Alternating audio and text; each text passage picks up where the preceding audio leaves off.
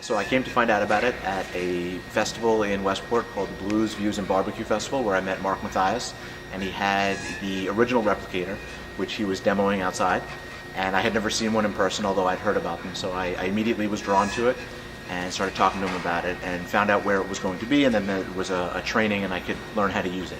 So I was here, practically the next day to look at it, and quickly discovered that all of the things I had always envisioned in my head, that I'd always drawn on paper or tried to go make in my wood shop, I could create in plastic. And it sort of opened my eyes, and at the same time in my life I was creating a new product. And so it quickly became obvious to me that I could come here to create iterations of that product as I designed it. As long as I had the files that I could print, I could come here and I could see what they would actually look like. And so I was making a product called SafeRide, which is something that you plug into the cigarette lighter of your car. The moment you start driving, it locks your cell phone. And one of the first things I did is I printed a rough sketch, if you will, of the case.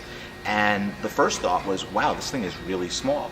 And so this is not the first, but one of probably a 5th or 6th generation print here at the library. This was using the Replicator 2.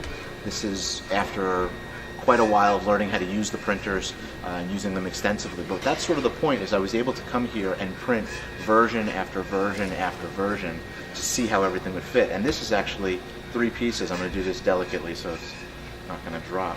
This is 3 pieces that go together, which simulates the 3 pieces of the final design. And so this is something that I've now made on a printer, a more industrial 3D printer. This was a very costly piece to make. This is still a prototype. It's still not 100% finished, but you can see the level of quality and detail. This is fantastic, but to make so many rounds in this process would have been very cost prohibitive.